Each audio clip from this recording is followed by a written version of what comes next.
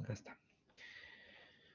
Muy bien, el día de hoy vamos a tratar acerca de las patologías causantes de sangrado o hemorragia de la segunda mitad del embarazo.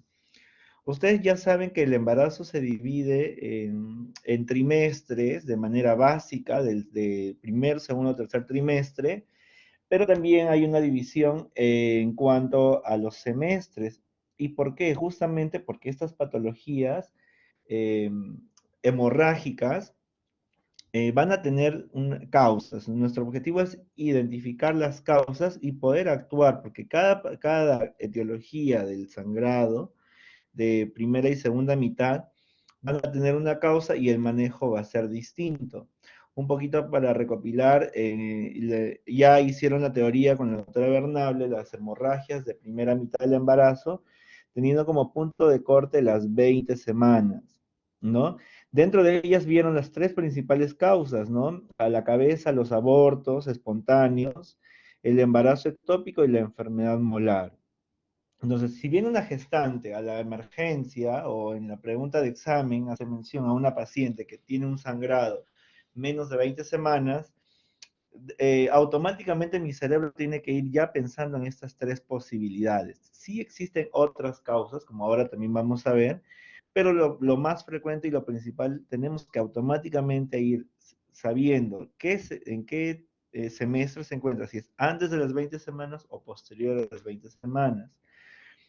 Al inicio, en la primera mitad, las causas tienen que ver directamente con el proceso de implantación, del embrión, etcétera, pero ya en la segunda mitad, la mayoría de causas de origen obstétrico va a tener que estar relacionada con los problemas placentarios, ¿no? De ahí se originan los sangrados con mayor frecuencia, ya sea del mismo tejido trofoblástico o de los vasos que irrigan a este, ¿no? A través del cordón umbilical, como ya vamos a ver. Entonces, lo que les decía, lo que ustedes tienen que apenas identifiquen una paciente, ya sea en emergencia o en la pregunta de examen, una gestante, tienen que saber cuántas semanas tiene la paciente, ¿no? Entonces, por ejemplo, esta es una pregunta tipo examen, en la cual nos dice que es una gestante a término. Ya saben ustedes que una gestante a término es por encima de las 37 semanas. Entonces, si ya está en la segunda mitad, ¿no? Tiene 35 años, acude a emergencia por contracciones uterinas cada 3 minutos y un sangrado vaginal de 10 mililitros, ¿no? La presión está estable, 120/70, un pulso de 84, frecuencia respiratoria de 16, y en la ecografía nos informan un feto único, en longitudinal cefálico izquierdo, con placenta previa marginal, latidos cardíacos fetales, 148 latidos. Se indica una vía análisis y se realiza un tacto vaginal con membranas íntegras. Altura de presentación C en 0, una variedad de posición occipito ilíaca anterior izquierda y la pelvis es pelvis ginecoide. Todos estos términos para ustedes ya debe ser familiar, deben entender a qué me refiero, ¿no? Cuando hablo de tacto vaginal, la altura de presentación, la variedad de posición, el lópol. Entonces, lo único nuevo que para ustedes podría ser es la placenta previa marginal. Doctor, entonces, ¿ya el diagnóstico es así de sencillo con una ecografía? Sí, muchas veces el diagnóstico basta en colocar el transductor, ver la posición de la placenta y si la placenta está cerca del orificio cervical, entonces decimos que es una placenta previa, que es es la causa más frecuente de sangrado de segunda mitad. Pregunta de examen. Dentro de todas las causas que vamos a ver, la más frecuente es la placenta previa, ¿no? Ahora vamos a ver por qué se llama previa. Entonces, como pueden ver, el contexto es rápido, el análisis es rápido, determinamos en qué semestre se encuentra, y ya cogemos el ecógrafo y hacemos el diagnóstico oportunamente. Acuérdense que estos motivos de consulta son de emergencia, entonces no tenemos tanto tiempo de estar divagando, ir a lo más frecuente y a utilizar las herramientas adecuadas, ¿no? Entonces, el objetivo es saber qué vamos a hacer, ¿no? Acá dice la pregunta, ¿cuál es la conducta a seguir una vez que ya tengo el diagnóstico? Entonces, eso lo vamos a ver a raíz del desarrollo de las clases.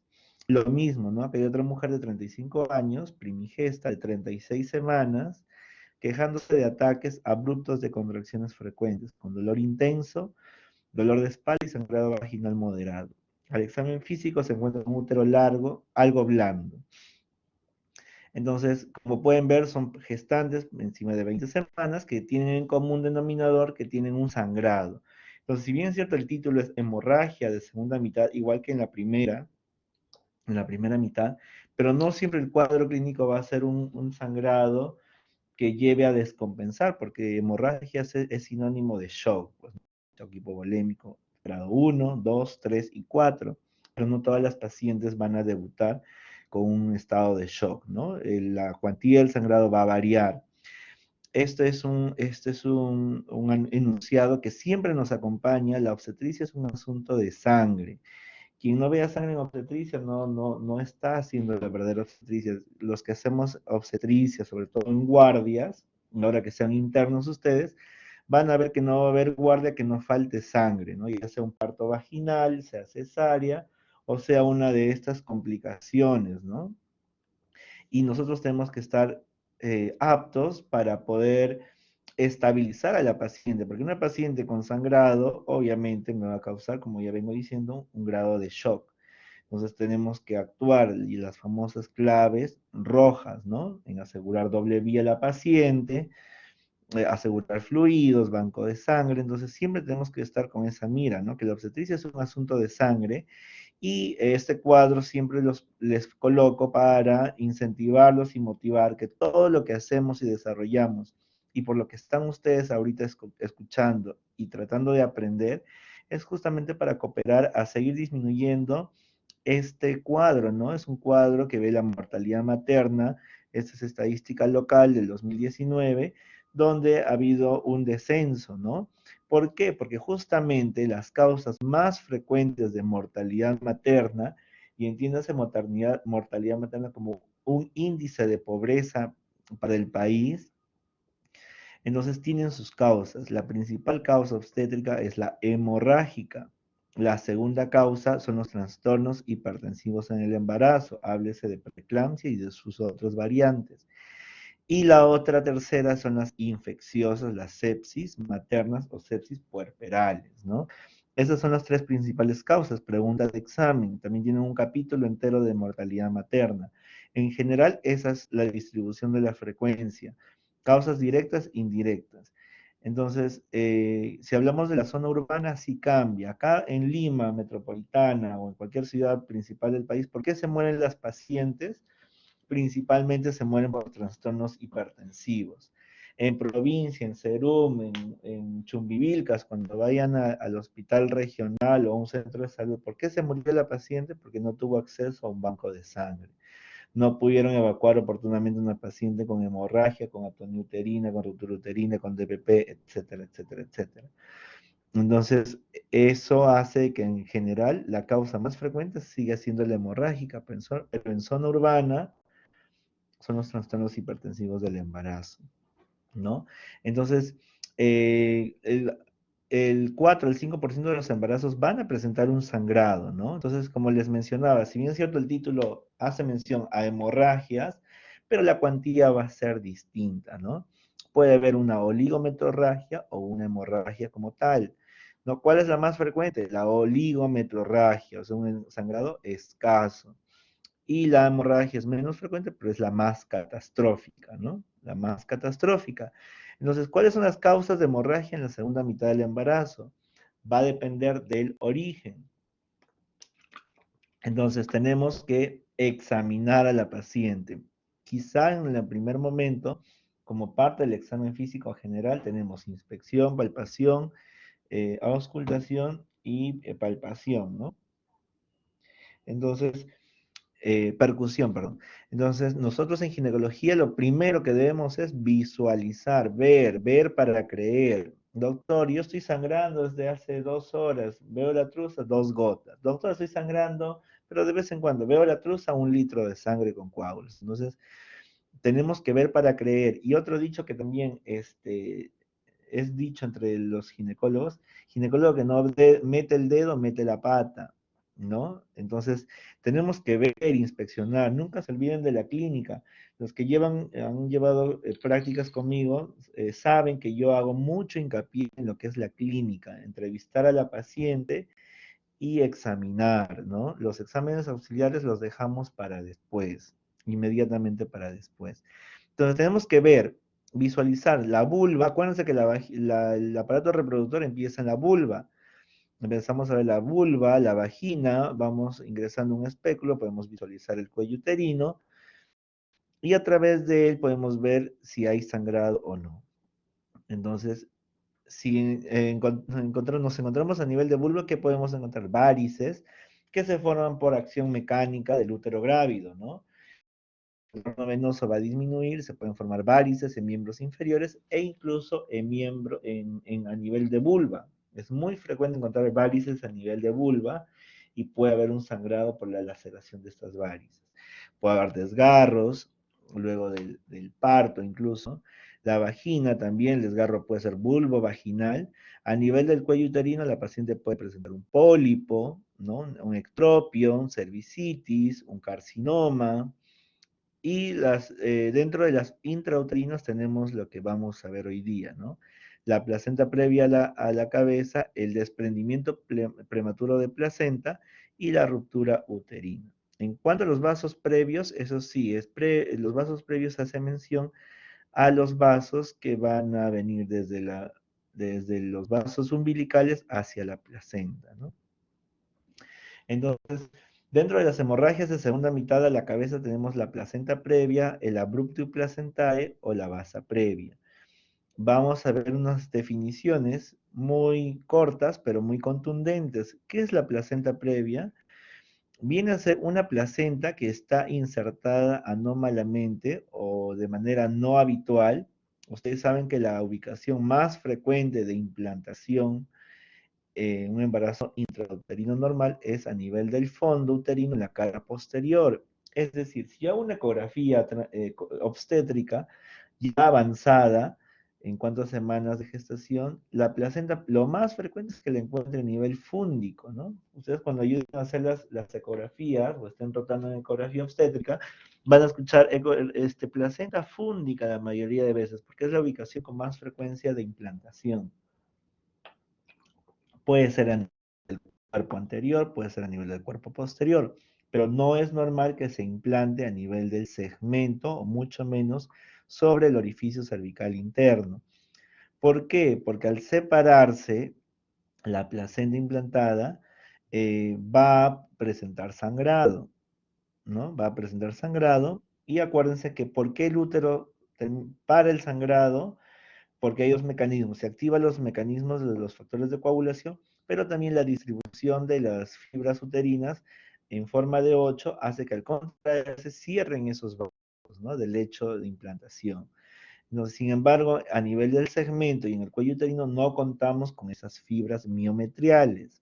Es por eso que no hay una coactación completa de estos vasos y se produce el sangrado.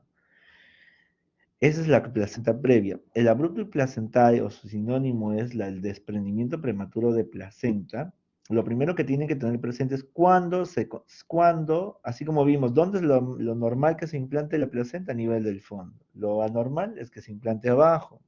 Igual, el abrupto placentae, ¿cuál es lo normal? Lo normal es que la placenta se desprenda luego del nacimiento por la formación del coágulo o el hematoma retroplacentario y la expulsión luego del nacimiento.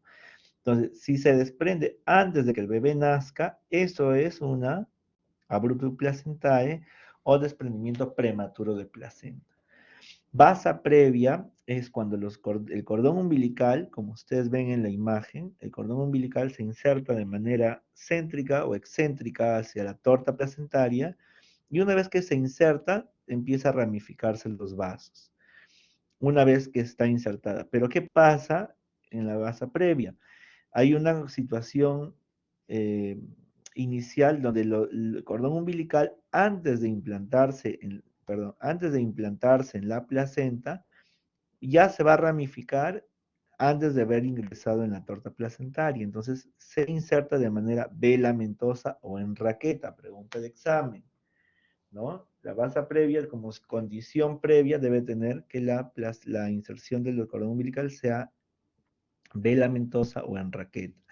Entonces, uno de esos vasos, al estar libre con las membranas, justo durante la ruptura, donde la ruptura de membranas va a coincidir con la laceración de estos vasos y puede originar el sangrado.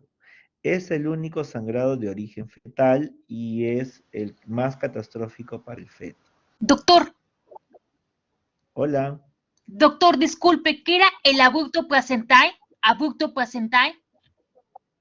abrupto placentae o desprendimiento prematuro de placenta. Es cuando se desprende la placenta antes que ocurra el nacimiento, ¿no? Sí, doctor. Ya, ahora lo vamos a ver. Este es un resumen de lo que vamos a ver. Como ya les he hecho un contraste, ¿cuál es lo normal y cómo se deriva en lo patológico, ¿no? Placenta previa, ya les dije, lo normal es que esté insertada la placenta a nivel del fondo y lo anormal es que esté en el nivel del segmento o a nivel sobre el cuello, ¿no? En cuanto al abrupto placentae, ¿cuándo es lo normal el desprendimiento? Luego del nacimiento. Si se produce antes del nacimiento, eso es abrupto placentae o desprendimiento de placenta o DPP, ¿no? Lo van a echar DPP, de desprendimiento prematuro de placenta. Y la basa previa, ya les dije, es cuando se rompe uno de estos vasos de un cordón umbilical que se inserta de manera en raqueta o velamentosa.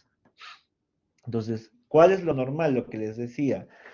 Lo normal es que la placenta se desprenda y en ese sitio de implantación hay dos mecanismos que hacen homeostasis, ¿no? Uno es la activación de los factores de coagulación y lo otro es la distribución en 8 de las fibras miometriales, del miometrio directamente, donde entre cada círculo van a atravesar las ramas espirales, ¿no? Las ramas espirales de los vasos uterinos, las ramas terminales. Entonces, lo importante de conocer esto es que el flujo a nivel, en un embarazo ya a término, el flujo va a ser de 600 mililitros por minuto de sangre.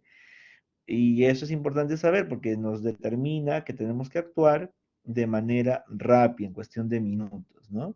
Existen 120 arterias espirales alrededor de todo el lecho de implantación que debe ser colapsado con la distribución en 8 de las fibras miometriales, ¿no? Lo primero que se va a activar es esta contracción del miometrio. Y como tiene distribución en 8, va a haber una coactación una coactación de los vasos que están dentro de esas fibras miometriales. Y como segundo se va a producir la formación del coágulo, fibrina, fibrinógeno y la obliteración de la luz vascular, ¿no? Que ya conocemos. Eso es lo normal. Entonces, ¿qué ocurre en la placenta previa? Dice, la placenta previa es aquella implantada sobre o muy cerca del orificio interno del cuello uterino, es decir, a nivel del segmento uterino y sobre el orificio cervical. Entonces, acuérdense que el segmento uterino es una estructura que se produce por elongación del istmo uterino, que es la línea imaginaria entre el cuello y el cuerpo, que empieza a originarse a partir de la semana y termina la semana 32. Luego de la semana 32 ya hay un segmento, ¿no? Una estructura por elongación. Esa estructura tiene casi escasa o nulas fibras miometriales. Por lo tanto, si una placenta se implanta a ese nivel, no se va a producir los mecanismos de homeostasis del sitio de implantación, ¿no? Es la principal causa de hemorragia en el tercer trimestre, ¿no? Entonces, de esto se trata, ¿no? La placenta, lo que les mencionaba, esto es el cuerpo, este es el cuello, pero esta zona de acá viene a ser el segmento que se originó por la elongación de la línea imaginaria. Vamos a dibujarles acá, ¿no? Entonces, entre el cuerpo y el cuello hay una línea imaginaria. Esta línea imaginaria se va a elongar entre la semana 27 y semana 32. Entonces, acá se forma el segmento uterino, ¿no? El segmento uterino donde nosotros hacemos la cesárea, ¿no? Acá hacemos la cesárea, el corte de la cesárea a nivel del segmento. Justamente porque es una estructura que no tiene muchas fibras miometriales, tiene menos sangrado y por eso se hace acá la incisión. Pero ¿qué pasa si, si la placenta se inserta, en lugar de insertarse a nivel del fondo, que es lo normal, se inserta a nivel del segmento? Cuando se produzca el desprendimiento de la placenta, o uno haga tacto vaginal, va a estimular y se va a desprender, el sitio de implantación no va a haber una adecuada contracción para obliterar los vasos uterinos, ¿no? Sangrantes. Entonces, de acá se origina el sangrado. ¿Qué tipo de sangrado es? De origen arterial, ¿no? El tipo de sangrado de la placenta previa es de origen arterial. Por lo tanto, el color que vamos a ver es color rojo rutilante. Dos preguntas de examen. Rojo rutilante y de origen arterial para la placenta previa, ¿no? Entonces puede haber una placenta previa total, como la que vemos acá, donde la placenta cubre por completo el orificio cervical interno. Este es el orificio cervical interno, ¿no? No soy buen dibujante, pero creo que sí se entiende, ¿no? Este es el orificio cervical interno. Si está cubierto en el 100%, hablamos de una placenta previa total. Si cubre parte del orificio cervical interno sin llegar a la totalidad, esta es una placenta previa parcial. Por encima del 50%. Por encima del 50%, pero no cubre el total, es una placenta previa parcial. Pero si la placenta, el borde placentario, coincide con el borde del orificio cervical interno, esto es una placenta marginal. Su mismo nombre lo dice, al margen, se encuentra al margen. Y la inserción baja es cuando hay una distancia de 2 a 5 centímetros del orificio cervical, ¿no? De 2 a 5 centímetros. Ese es el concepto, la clasificación. Entonces ya saben que lo normal debería estar a nivel del fondo. Lo anormal es que esté sobre el segmento uterino y cubriendo el orificio cervical interno. Cuando lo cubre el 100% es total. Si lo cubre parcialmente será parcial. Si está al margen del borde del orificio cervical interno será marginal. Y si está entre 2 a 5 centímetros es de inserción baja, ¿no? De inserción baja. Menos de 2 centímetros es de inserción baja. Entonces, continuamos. ¿Cómo se hace el diagnóstico? El diagnóstico se hace, uno, por la clínica, ¿no? Presenta un sangrado. Ahora vamos a ver más la clínica. Y lo que nos dice acá la nube es de que no debemos hacer un tacto vaginal. Exploración ginecológica se refiere a un tacto vaginal. No debe llevarse a cabo hasta que no se haya confirmado la posición de la placenta. Entonces, doctor, me vine a la emergencia con sangrado de segunda mitad. Lo primero que tengo que hacer es visualizar. Si veo sangrado, antes de hacer el tacto vaginal, yo tengo que hacer una ecografía para descartar o confirmar que se trate de una placenta previa por frecuencia. Está proscrito y prohibido hacer un tacto vaginal en una paciente con placenta previa. Por eso, paciente que viene por sangrado se revisa. Si se identifica, lo primero que tienen que hacer, o le hacen la ecografía o revisan, porque probablemente esta paciente ya tiene ecografías anteriores, ¿no? Donde dicen si es previa o no.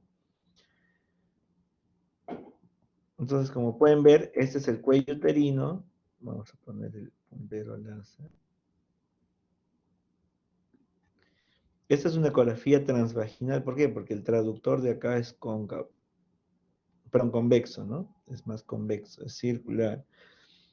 Acá vemos el cuello uterino, labio anterior, labio posterior, y lo que está señalando las flechas blancas es el canal endocervical. El OCE estaría acá y el OSI está acá, ¿no? Está acá. Entonces, ¿qué es lo que vemos acá? El borde placentario donde señala la flecha roja coincide con el margen del orificio cervical interno. Entonces, probablemente se trata de una placenta marginal, ¿no? Marginal.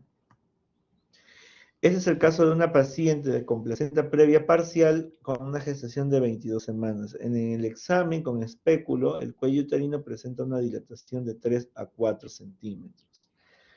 Bueno, acá se está produciendo un aborto, ¿no? Con 22 semanas o menos de 500 gramos es un aborto. La paciente viene ya dilatando y como pueden ver, este es el cervix, el borde del orificio dilatado, con la expulsión de la placenta libre y las membranas que probablemente contengan al embrión, ¿no?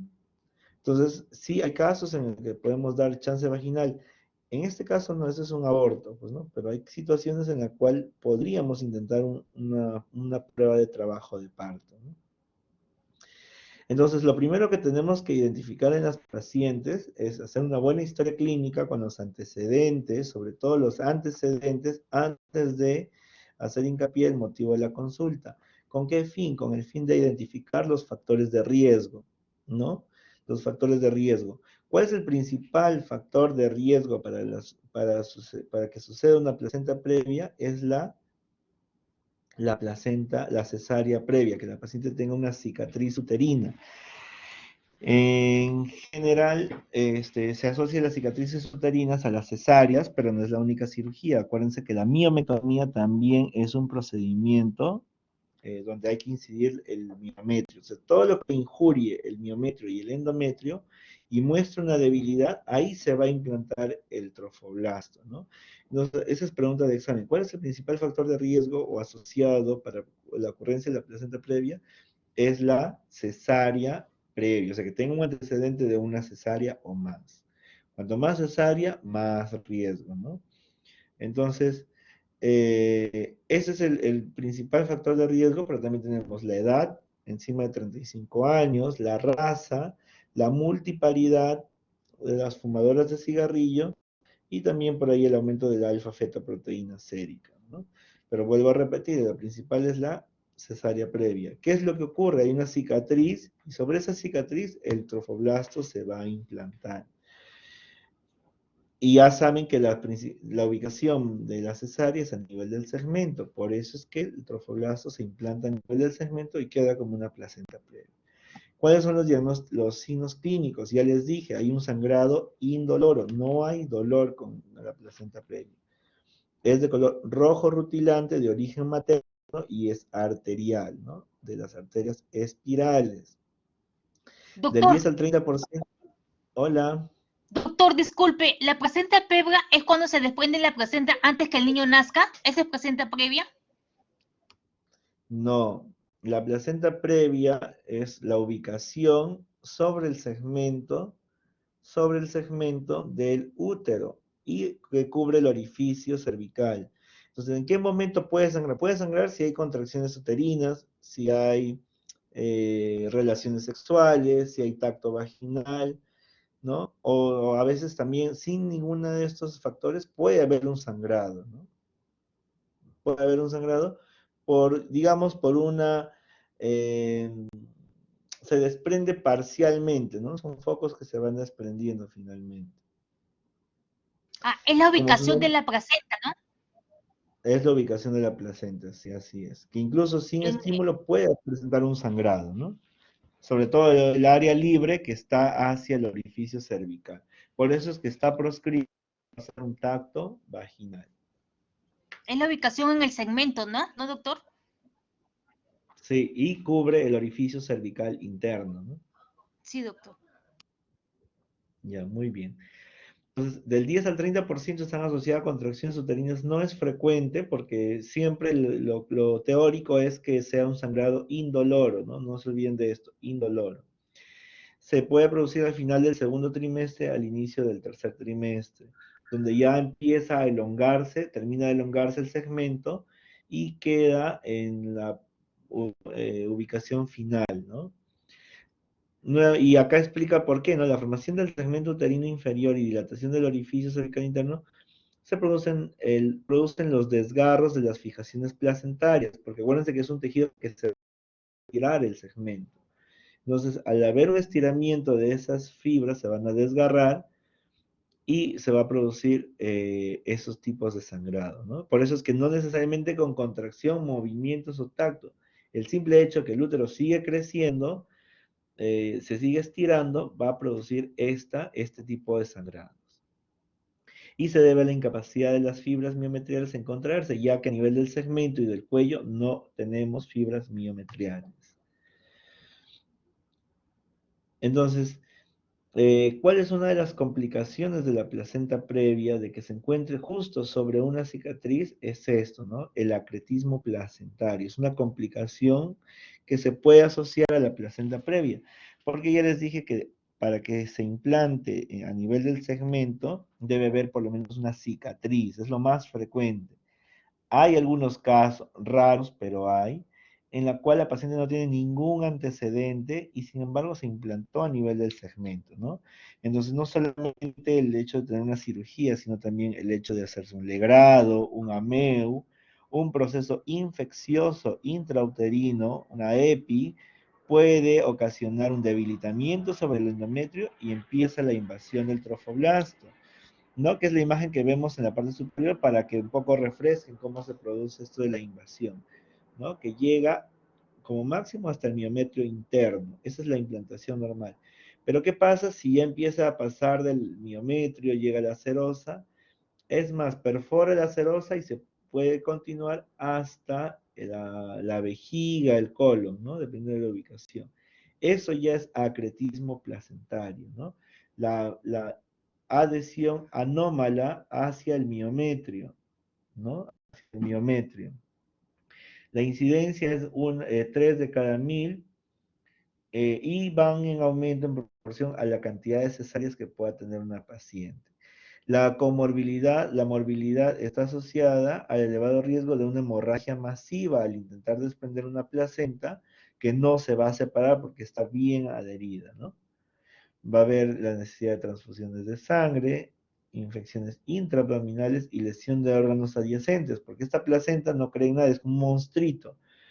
Atraviesa completamente el miometrio, la serosa y puede invadir la vejiga, el colon, ¿no? Con más frecuencia la vejiga. Y está asociada a mortalidad materna, pues, ¿no? Hasta el 7%. Aumenta enormemente la mortalidad materna. También tiene su clasificación. Entonces, lo normal, como pueden ver, es que llegue hasta el endometrio, un poco el miometrio. Pero ya cuando empieza a atravesar el miometrio, se habla de una placenta acreta.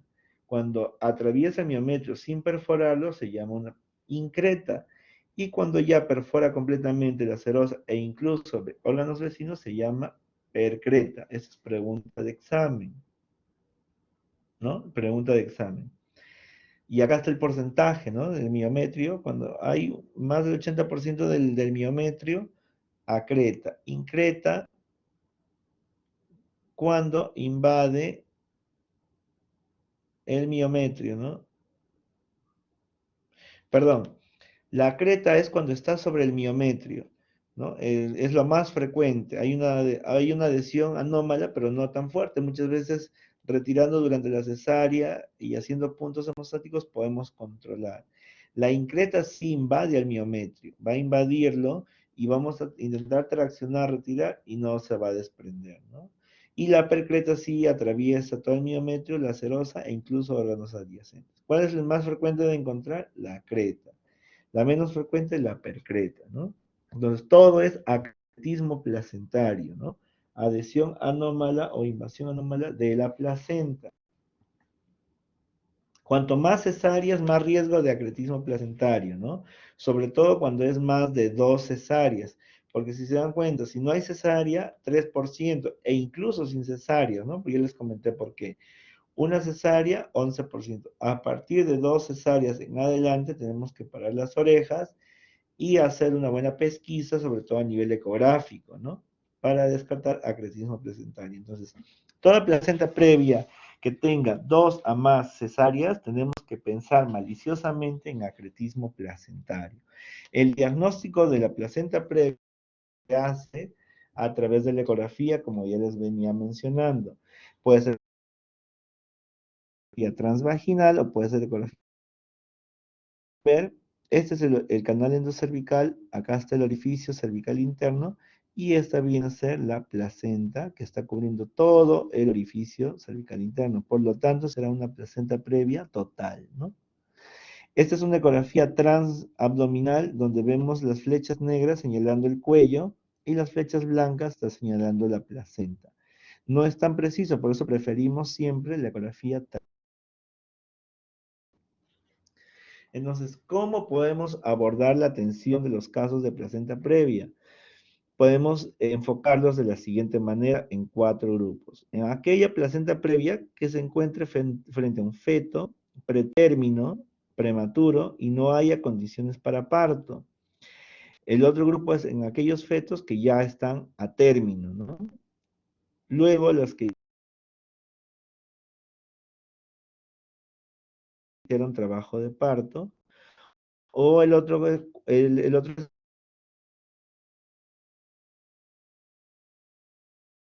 que la hemorragia en cuanto a las hemorragias. Y secundariamente vamos a ver la edad gestacional. Dime.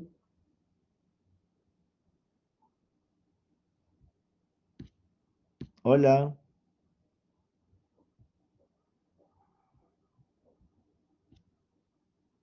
¿Alguien quiso hablar? ¿Quiso comentar algo?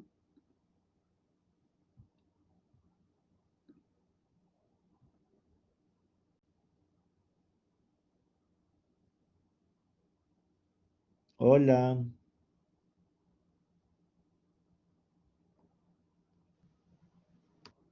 Creo que se desconectó.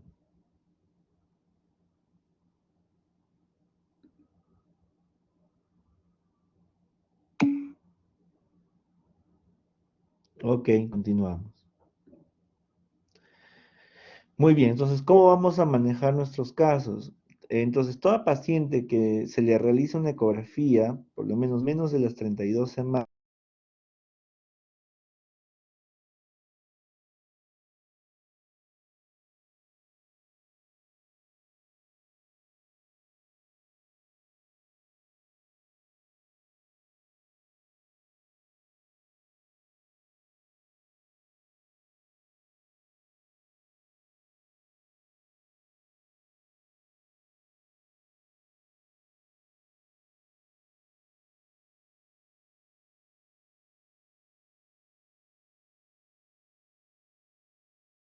y se termina de estirarse a las 32 semanas. Por eso, si antes de las 6 el diagnóstico de placenta previa, tenemos que repetir una ecografía luego de las 32 semanas, es decir, en el tercer trimestre, y ahí confirmar nuestro diagnóstico. Según eso, vamos a ver las recomendaciones, ¿no? Si la paciente está asintomática, puede haber reposo relativo, evitar relaciones sexuales, prevención de la anemia materna y vigilar la aparición del sangrado, ¿no? Entonces, el control específico del tercer trimestre no será necesario en placentas de inserción baja, de entre 10 a 20 milímetros por la alta probabilidad de migración, ¿no? Incluso para esta literatura toman ese concepto, migración, pero ya les dije que no se habla de migración, sino es por el estiramiento del segmento.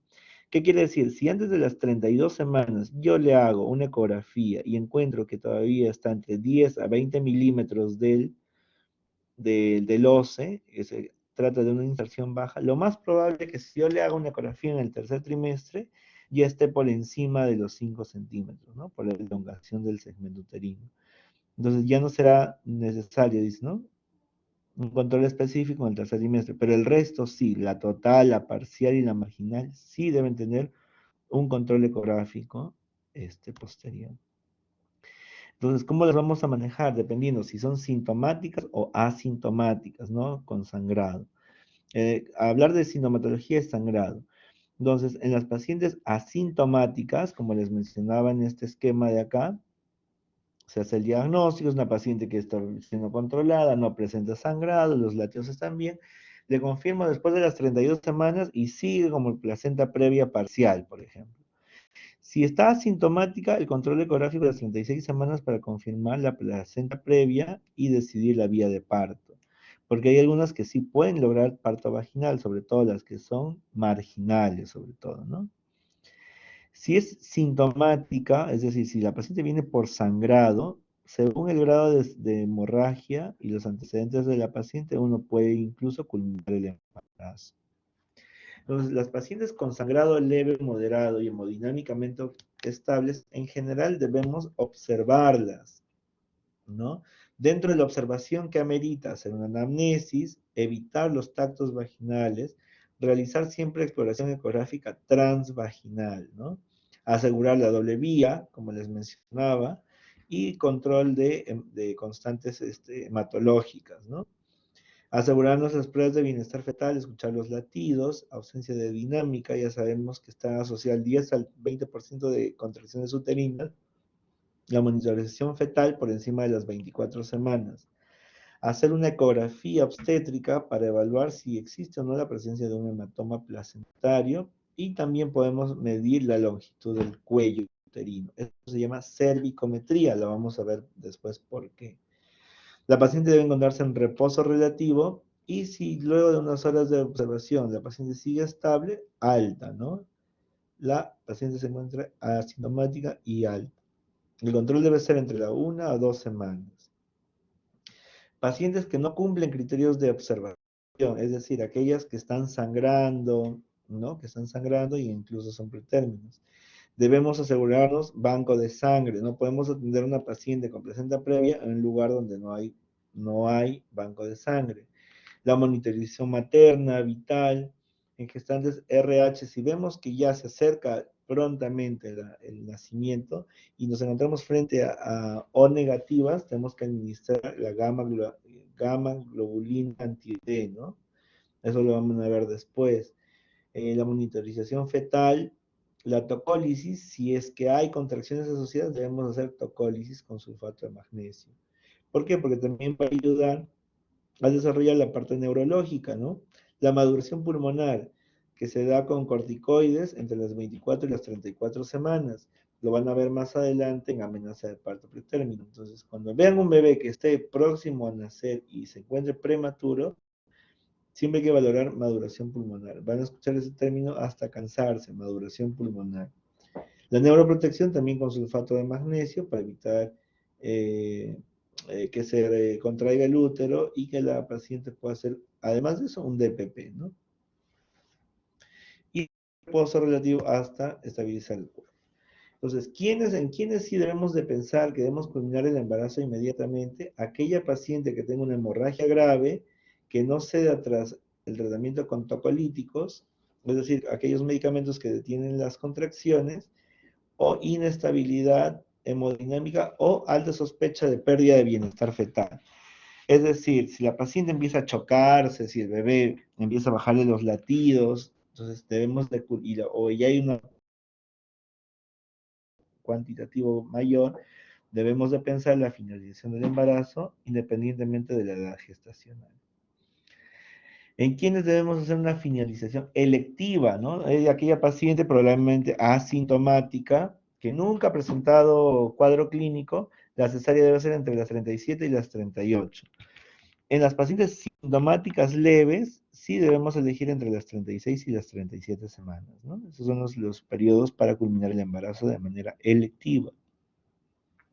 Dice, en los casos de placenta previa de inserción baja, situada entre los 11 y los 20 milímetros del OSI, claramente ya confirmada luego de las 32 semanas, o ya cerca del término, puede plantearse la opción de parto vaginal, ya que hay un 69% de éxito, ¿no? En estas pacientes. Ojo, estoy hablando de inserción baja, no estoy hablando ni marginal, ni previa, ni total. Las placentas de inserción baja. Y siempre hay que explicar a la paciente la posibilidad de que pueda presentarse condiciones para desarrollar una cesárea de emergencia en el transcurso, sobre todo evaluando el grado de sangrado, ¿no? Entonces les decía que parte del manejo es tomar la cervicometría, que es la medición del cuello uterino, cervicometría, medición del cuello, porque esta medición nos va a ayudar a correlacionar la evolución tórpida de estas pacientes, es decir, quiénes van a sangrar más incluso antes del parto, ¿no? Aquellas pacientes que tienen menos de 3 centímetros de longitud, perdón, menos de 3 centímetros de longitud va en correlación con aquellas pacientes que potencialmente pueden sangrar antes del parto o durante el parto. ¿no? Durante el parto por cesárea, todos son por cesárea. Por eso la cervicometría en estos casos es muy importante. Otro capítulo donde van a ver cervicometría es en amenaza de parto pretérmino, ¿ya? Pero no se confundan. En cuanto a los valores, porque ellos toman 25, 20 hasta 15 milímetros. Para nosotros, para placenta previa, el punto de corte es de 3 centímetros. ¿Cuáles son las complicaciones que puede presentar el hecho de que una placenta esté a nivel del segmento cubriendo el orificio cervical? Mayor mortalidad perinatal, tanto la mamá como el bebé, ¿no? Por los casos de sangrado y RPM. La mala presentación fetal puede ser, ya no será cefálica, no será podálica, porque está algo ocupando la parte donde debería estar la cabeza, ¿no? Entonces, por gravedad, la cabeza va a flotar y puede estar en presentación cefálica o presentación de hombros también, ¿no? Una mala presentación, una situación transversa, puede ser transversa. Puede haber una hemorragia grave antes, durante, incluso postoperatoria. Necesita la necesidad de utilizar drogas vasoactivas, transfusión frente a un shock hipovolémico. Finalmente, ¿por qué se van a morir esas pacientes? Por shock hipovolémico. La presencia de placenta creta es una de las complicaciones, basa previa, inserción velamentosa cordón, hemorragia postparto, histerectomía de urgencia si el sangrado no para, o embolia también del líquido amniótico. ¿Alguna pregunta hasta ahí, hasta placenta previa?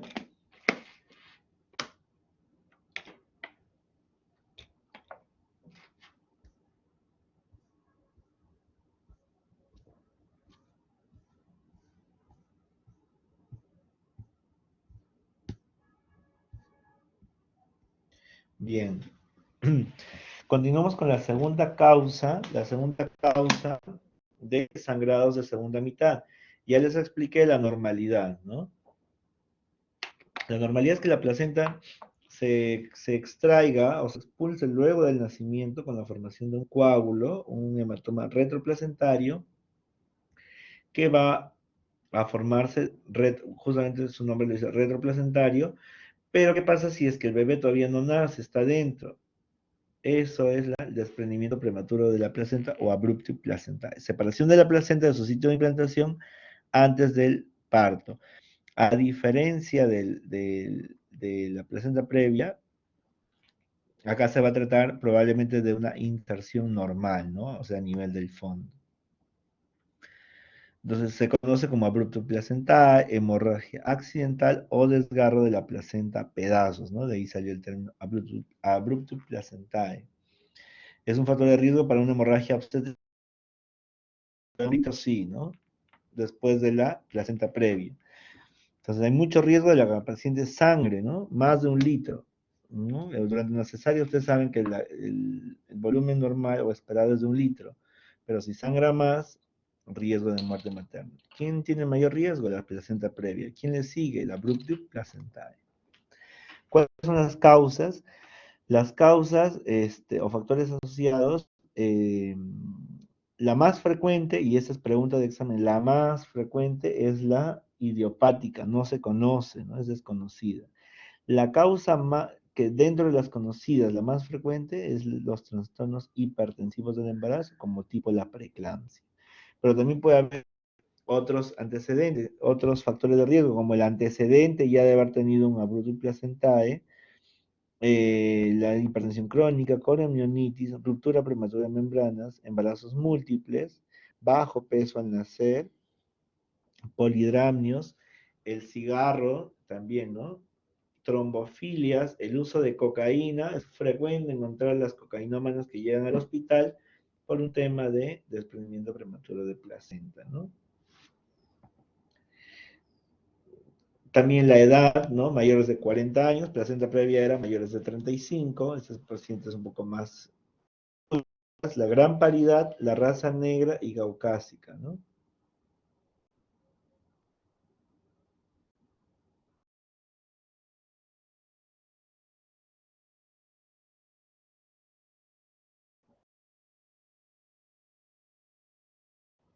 Como les decía, el principal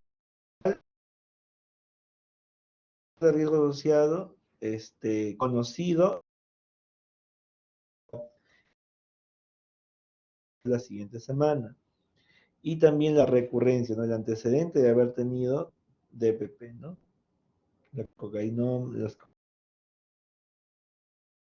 ya les dije, leishmaniasis también. Entonces, se trata de una placenta normoinserta, ¿no? Normoinserta, o también puede estar anterior. Pero, ¿qué pasa en la placenta normoinserta? Se forma el hematoma retroplacentario y va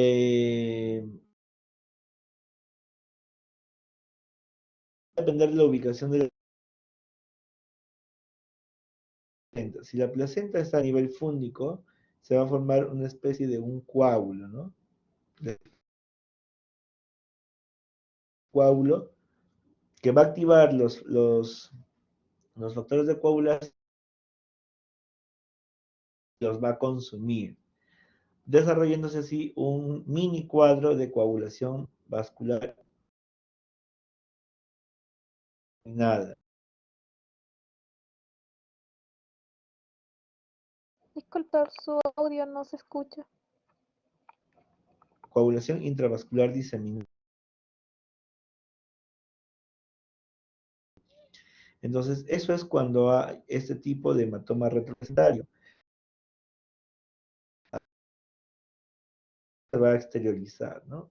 Se va a exteriorizar así como Doctor, ven pero en la está pantalla. Entonces, entrecortando. hay dos.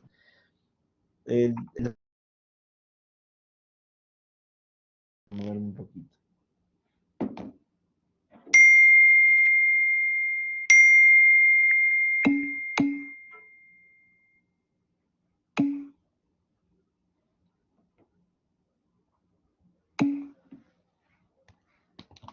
Por acá dicen de que es tu audio, Caterina. Pero por si acaso me estoy moviendo. Está una buena situación ¿El resto puedo irme bien?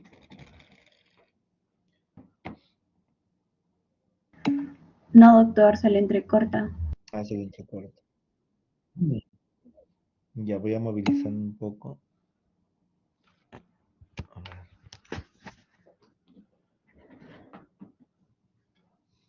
Ahora. Hola.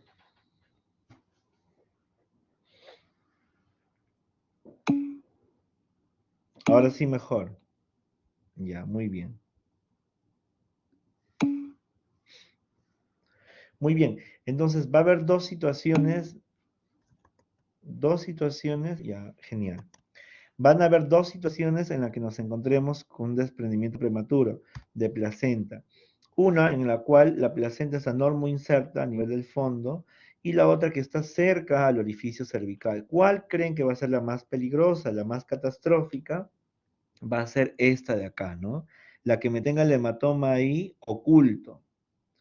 Va a estar el hematoma oculto. En cambio, en esta sí, porque ni siquiera voy a pensar hasta que el bebito ya esté muerto. En cambio, acá sí, pues es fácil porque discurre y a través del orificio se puede ver el sangrado. ¿Cuál es el más peligroso? Este de acá, ¿no?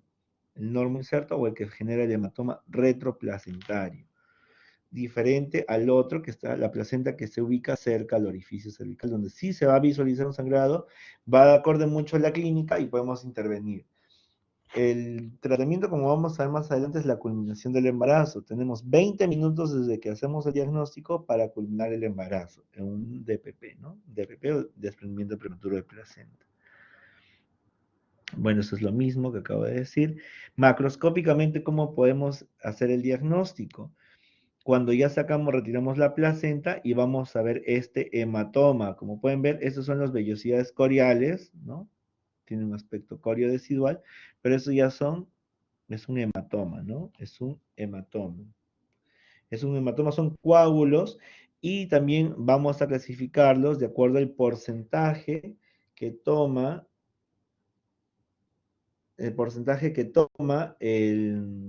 la aparición de estos coágulos. Perdón un segundo.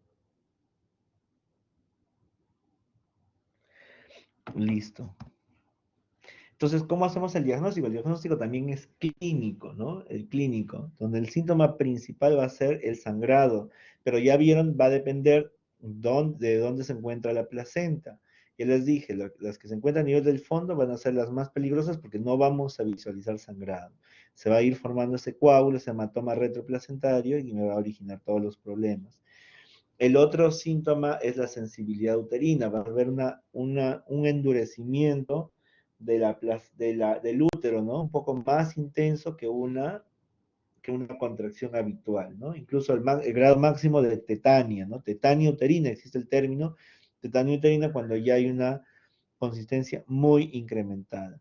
Sufrimiento fetal, obviamente se traduce en óbito fetal, el bebito puede fallecer producto del desprendimiento prematuro, ¿no?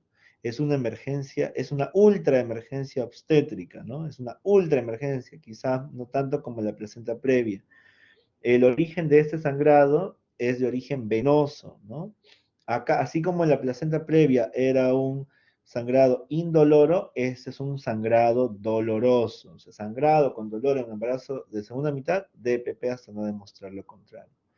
¿Qué exámenes nos ayudan los estudios ecográficos? No, porque no vamos a visualizar, salvo que nos encontremos frente a este, ¿no? A ver el hematoma retroplacentario. Solo en esos casos nos serviría la ecografía. Exámenes de laboratorio, bueno, le pediría los prequirúrgicos porque probablemente entre a sala de operaciones lo más rápido posible. ¿Y cuándo empiezo ya a sospechar de una coagulación intravascular diseminada? Cuando el fibrinógeno se encuentra por debajo de 150 miligramos por decilitro, ¿no? Entonces, existe una clasificación, ¿no? Clase 0, 1, 2 y 3. Preguntas de examen en grado 3, siempre en ENAM, residentado, siempre es el grado 3. Y nos vamos de frente al grado 3 en reversa. ¿Por qué? Porque acá, como dice, no hay signos sangrados vaginales, porque puede ser retroplacentario, la formación del hematoma, o también puede ser lo otro, ¿no? Un sangrado ya abundante. El útero se encuentra tetánico, como una piedra, ¿no?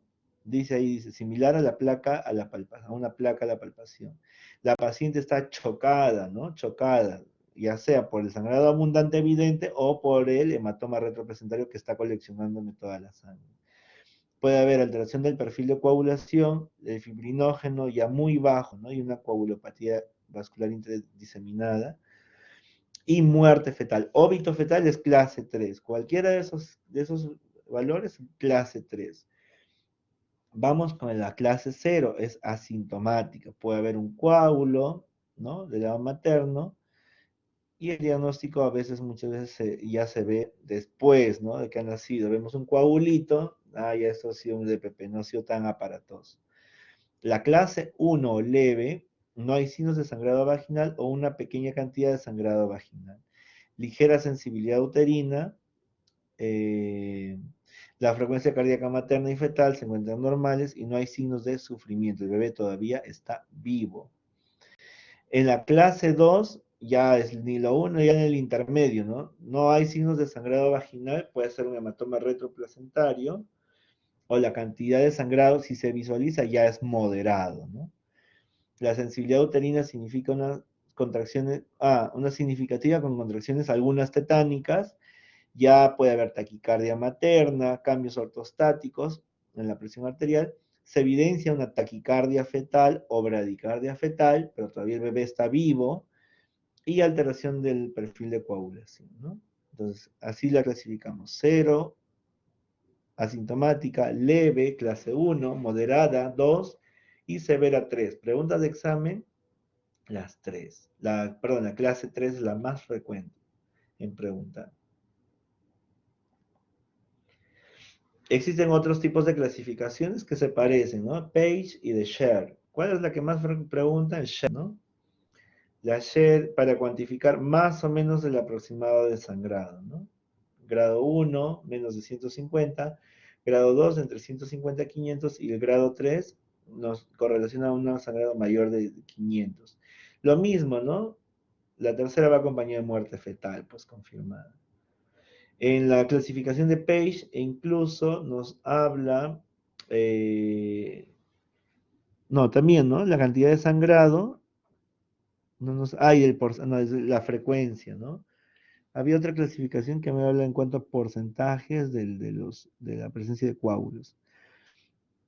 Bien, ¿y qué es Cuvelier? Esa es pregunta de examen. El útero de Cuvelier es la extravasación de sangre hacia hacia el miometrio, ¿no? Es un útero marmoleado, violáceo, ¿no? Totalmente flácido, ya sin capacidad contráctil. El Cuvelier está asociado al grado 3, ¿no? O severo. Es sinónimo es sinónimo de histerectomía, ¿no? Es sinónimo de histerectomía porque es un útero que ya no va a contraerse.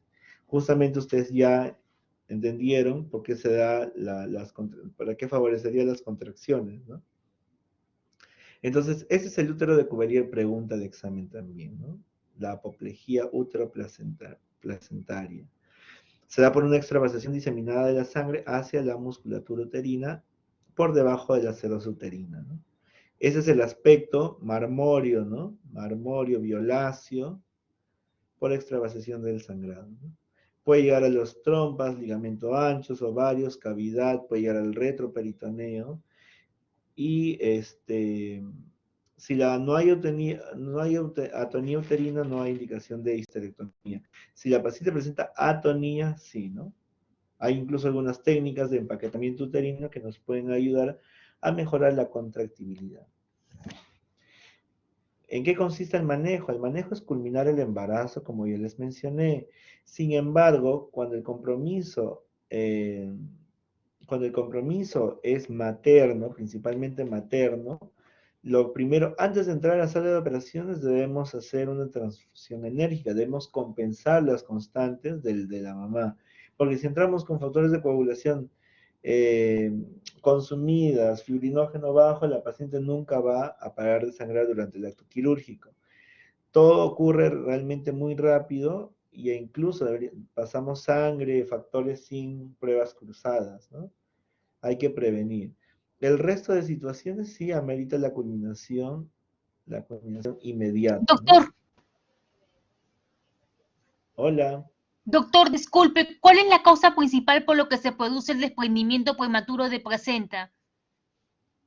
Es desconocida, ya lo dije, es desconocida. Y dentro de las conocidas, la preeclampsia o trastornos hipertensivos. Puede ser también estar asociado a traumatismos, aquellas pacientes que son pegadas, golpeadas por sus esposos, que es lo más frecuente que llegan a la, a la emergencia. Entonces tenemos que pensar en DPP, pues, ¿no? Cocainoma, ¿qué es lo más frecuente? Llegan hipertensas, preclánticas, golpeadas y consumidoras de cocaína, ¿no? Son los factores que más encontramos en la emergencia. Pero la causa más frecuente y principal es desconocida, ¿no? Hay muchas pacientes que vienen sin ninguna de estas causas. Esos son monitoreos electrónicos, como pueden ver. Acá hay ya desaceleraciones y aumento de la tonicidad del útero. Estos son los picos de contracciones que superan los 100 milímetros de mercurio, y el tono basal. Ustedes en fisiología materna se acuerdan que el tono basal de un útero relajado va entre 8 a 12 milímetros de mercurio, ¿no? Pero acá pueden ver que la basal está por encima de 25, o sea, es un útero que se contrae tan fuerte y al momento de relajarse llega hasta 25, debería estar por debajo de 12, ¿no? Entonces, ese es un útero tetánico, donde la basal del tono uterino está por encima de 12, ¿no? El tono normal es de 8 a 12, un útero no contraído. Bien, continuamos con basa previa, que es la tercera causa de sangrado. Este es de origen fetal, y se va a producir cuando hay una condición previa, ¿no? Cuando la inserción del cordón umbilical a la placenta es de manera velamentosa o separada. Lo normal, como vieron en las primeras imágenes de la presentación, era que el cordón umbilical se implante en la placenta y ahí empiezan sus ramificaciones. Pero ¿qué pasa? Cuando se divide antes, se va a insertar en la placenta de manera velamentosa. esta es una mejor imagen. Entonces, esto en la primera imagen lo vieron conectado a la placenta. Pero ¿qué pasa si antes de llegar a la placenta ya se dividen estos vasos, ¿no? Estos vasos van adheridos a las membranas. Cuando hay una ruptura de membranas va a haber laceración de estos vasos y se produce el sangrado. Entonces, el sangrado será de origen fetal, ¿no? Esa es una ultra emergencia obstétrica. Entonces, se da cuando hay una condición previa de inserción velamentosa o también cuando hay una placenta accesoria o sucenturiata, así se llama, ¿no? Placenta sucenturiata o accesoria.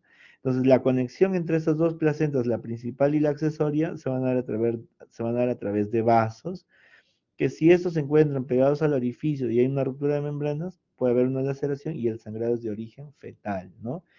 Alta mortalidad fetal, 60%. Ahí más es el riesgo del feto que el de la madre. Nuevamente les presento la inserción velamentosa de los vasos umbilicales. Este es un test que me ayuda a distinguir entre la sangre fetal y la sangre materna. Por ahí he visto alguna pregunta de examen que tiene que ver con la penetrancia, ¿no? Eso es más laboratorio clínico, pero el test de Downey es para identificar hemoglobina fetal de la hemoglobina adulta, ¿no? Continuamos, la cuarta causa vendría a ser por una ruptura uterina, que en realidad, más que ruptura, es una dehiscencia de una cicatriz uterina previa. Como ya les venían anticipando, las cicatrices uterinas no solamente es por cesárea, también puede ser por una miomectomía, ¿no? Entre otras causas. Acá está, la más frecuente es cuando hay una cicatriz por cesárea, ¿no? Es la más frecuente.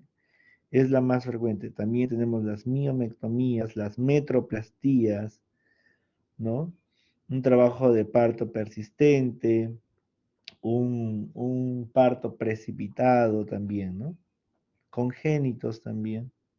Pero la más frecuente es luego de una cesárea, ¿no? O histerotomía. Entonces, en la ruptura uterina van a haber dos tipos, ¿no? Va a haber una dehiscencia parcial o total, ¿no? Y todo va a depender de la integridad del peritoneo de la serosa que cubre el útero. Si llega a conservarse el peritoneo, será parcial, si no, será completa, ¿no? Entonces, cambia la clínica, sí, porque una ruptura completa, cuando ya el bebé se exterioriza la cavidad, el feto va a estar en la cavidad, la mortalidad fetal ocurre entre el 50 y el 75%, se palpan las partes fetales a través del abdomen y ceden las contracciones, ¿no? Ceden automáticamente las contracciones y hay un sangrado vía vaginal, ¿no? Hay un puntaje, estos puntajes de Grobman y de Flam sirven para valorar la posibilidad de dar un parto vaginal a aquella paciente que tiene una cicatriz. Entonces, sí debemos valorar aplicar estas escalas en toda paciente que tiene una cicatriz uterina y está próxima a dar trabajo de parto. Entonces, lo que más se utiliza es el puntaje de Flam, ¿no?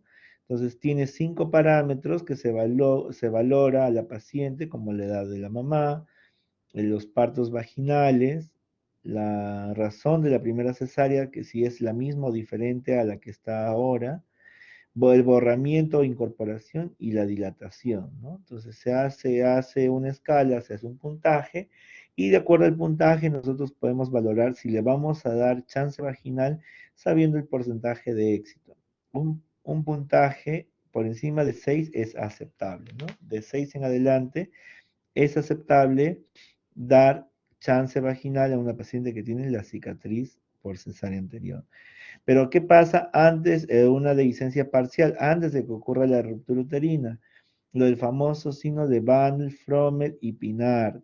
Son signos clínicos, preguntas de examen, que se produce una inminencia de ruptura uterina, ¿no? Inminencia de ruptura uterina. Acá ya hay una dehiscencia, pero acá hay una inminencia, donde ya se aproxima la dehiscencia, ¿no? Entonces, ¿en qué consiste? El anillo de Bandel se produce cuando visualmente este anillo debería estar entre la sínfisis del pubis y el ombligo, más o menos a la mitad. Pero ¿qué pasa si lo encontramos del ombligo hacia arriba, ¿no? Ese es el signo de Bandl, es el incremento, ¿no? Es el ascenso de este punto, de ese estrechamiento, por la contractibilidad uterina excesiva, ¿no? El signo de Fromm es cuando se palpan los ligamentos redondos y cuando hay sangrado oscuro, con edema cervical o bulbo vaginal, el signo de Pinar, ¿no? Esas preguntas. Esta es una imagen ya con una ruptura total, donde ya la exposición de los fetos, de la palpación de las partes fetales, ya es más evidente, ¿no? Se puede palpar fácilmente, las contracciones ahí ceden, el dolor cede, y hay presencia de sangrado, ¿no? Ahí el tratamiento es la cesárea inmediata y probablemente una histerectomía, ¿no? Entonces, ya hemos repasado las principales causas de sangrado, ya podemos ver, ya podemos ver cuál sería la conducta en esta paciente, ¿no? Donde ya sabemos que tiene una placenta previa marginal. En este caso, no deberíamos hacer tacto vaginal. El tacto vaginal, como les dije, está proscrito, pero si es una paciente que ya está en trabajo de parto, ¿no? Dice altura de presentación 0, no nos dice cuánto está de dilatación, y está en la posición más frecuente, occipito ilíaca anterior izquierda, quiere decir que no va a demorar y ya la cabeza está en 0, tiene todas las condiciones para parto vaginal. ¿Por qué? Porque el sangrado no es considerable, ¿no? Tiene 10 milímetros de sangrado, presiones normales, la paciente no está chocada, no está taquicárdica, y los latidos cardíacos fetales están normal. Se le indica vía análisis, tacto vaginal le hacen porque les permite hacer, la paciente como está con contracciones, le hacen un tacto vaginal, y esta altura de presentación C0. Sería interesante saber cuántos tiene de dilatación, ¿no? ¿Cuál sería la conducta a seguir? Seguir, darle chance vaginal si es que tiene condiciones y si la paciente se mantiene estable y el bebé también, ¿no? No toda placenta previa va a cesárea. Entonces dice, mujer de 35 años con 36 semanas de gestación consultándose por un ataque abrupto de contracciones frecuentes, dolor abdominal intenso, dolor de espalda y sangrado vaginal moderado. Al examen vaginal se encuentra un útero algo blando. ¿Qué podría ser? Esto es un abrupto placentae, ¿no? Un abrupto placentae, donde el manejo que debemos hacer es culminar el embarazo de manera inmediata. Debemos saber que es de origen, el sangrado es de origen venoso, y clasificarnos, y tenemos 20 minutos para poder culminar el embarazo. Si identificamos que los factores de coagulación están alterados en la mamá, hay que compensar, tratar en lo posible de compensar o durante el acto quirúrgico, ¿no? Como les mencionaba. Bueno, esta es la bibliografía.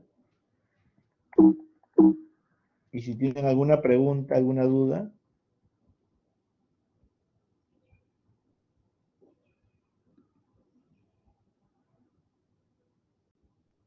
Doctor, Hola. doctor, ¿por qué en el último caso era un abrupto placentario? Porque eran contracciones, eran un sangrado doloroso, pues, ¿no? Era un sangrado doloroso.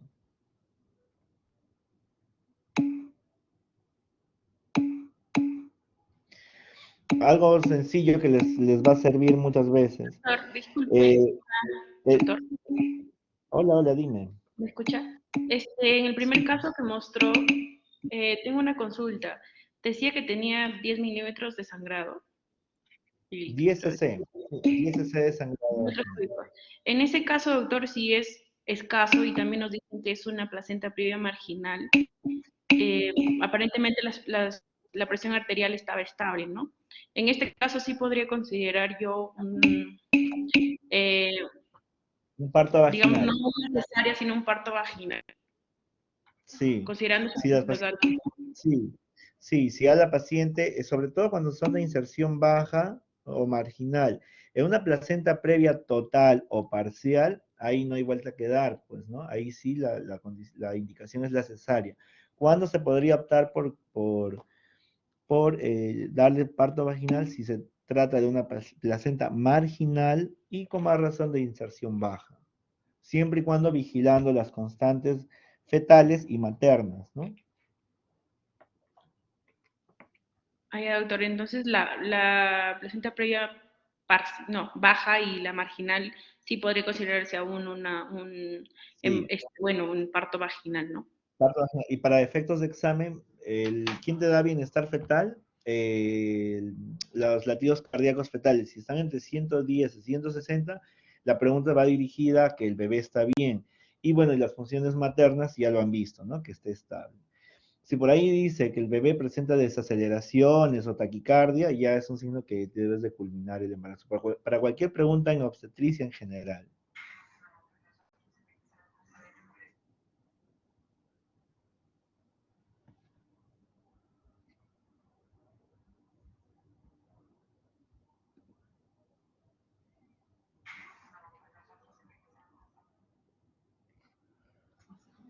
Muy bien. ¿Alguna otra pregunta que tenga?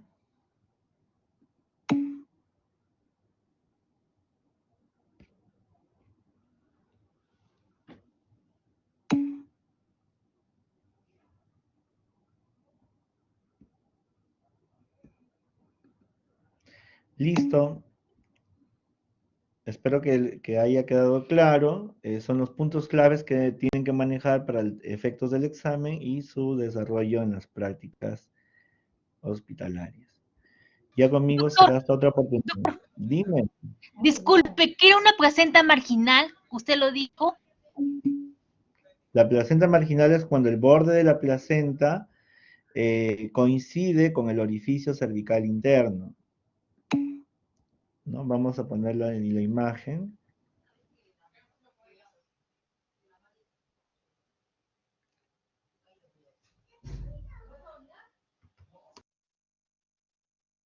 Listo, acá está. ¿No? Cuando la placenta, el borde de la placenta coincide con el borde del orificio cervical interno, ¿no? Doctor, pero esta clasificación no debería darse, ¿no? O sea, lo normal.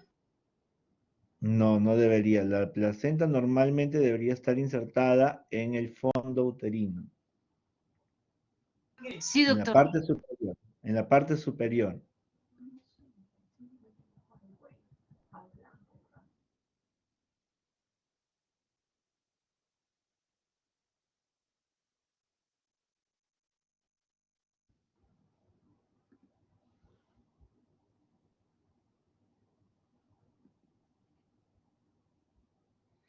Listo, muchachos.